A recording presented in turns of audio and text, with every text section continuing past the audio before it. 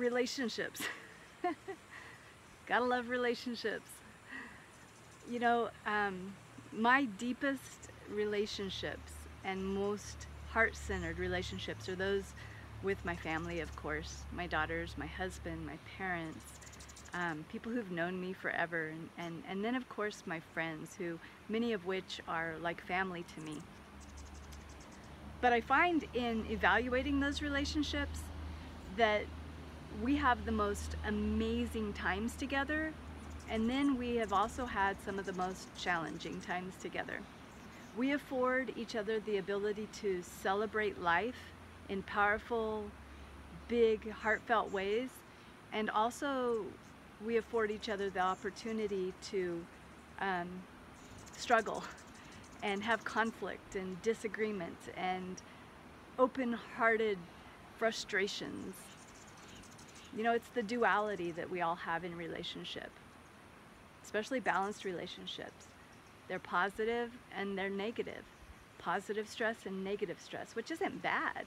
It's that which affords us the ability to stretch and strengthen and grow. And so I'm grateful for my relationships, and I don't care who you are in my life. If we have a relationship, it's going to be, you know, it's going to be different because every combination of people is different. What made me want to create this video today was the fact that I started evaluating myself in relationship, and I started thinking about, you know, how I honor and serve some of my relationships, and can I do a better job of being of service in relationship. And I'm sure I can, and I'm sure I have been a fantastic relationship partner, and also a really big pain in the butt at times. But I do know that sometimes I have to look at the things that I am not to appreciate the things that I am, and also to understand those strengths and things about who I am that are really wonderful, and how they can be utilized to offset some of the things that I'm not, that I can use improvement on. So for example, recently, you know, I had in one of my relationships a big blowout, like, you know, heated argument, and a real coming to of disagreement.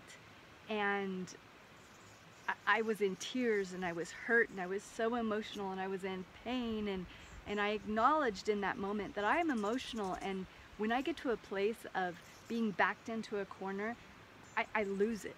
You know, I lose my ability to keep a level head, and I get really fiery, and I get really, really reactive.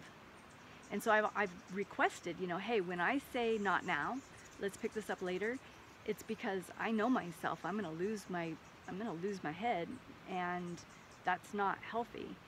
But when I'm in communication with somebody who doesn't honor that, and their communication style is more direct and you know, argumentative in a way that is comfortable for them, and they don't understand why not now, you know, that reality is theirs, and it's valid. And you know, trying to find the communication and work through the difference of approach in our communication, so that we can actually get to the meat of what the issue is, rather than just bouncing off each other's emotions and reactivity.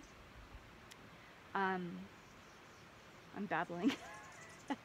My point is, for me, I am very empathetic and compassionate and emotional and sensitive and vulnerable, and you know, that's not always a good thing, and it can be very difficult for people to communicate with people who are like me, because you know, you say boo, and it's like you know, literally just scared the crud out of us, like, you know, put us in shock, and yet, you know, from the other side, it's like, what is wrong with you? What is wrong with you? Why are you so crazy and emotional and responsive? But the reality is I am.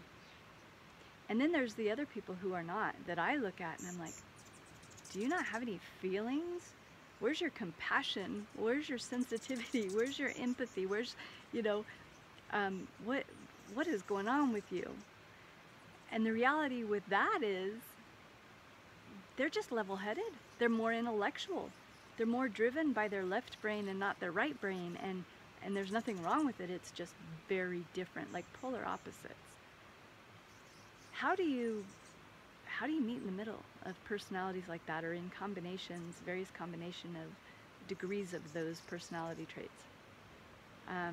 Sometimes it takes a lifetime to figure it out, but it's worth the work. And I know I can't change who I am, nor do I want to. Being emotional is who I am to my core. It allows me to be the sensitive, empath, intuitive, body worker, counseling personality. You know, it is my nature. But I do appreciate those people in my life who are not the same, because I need them.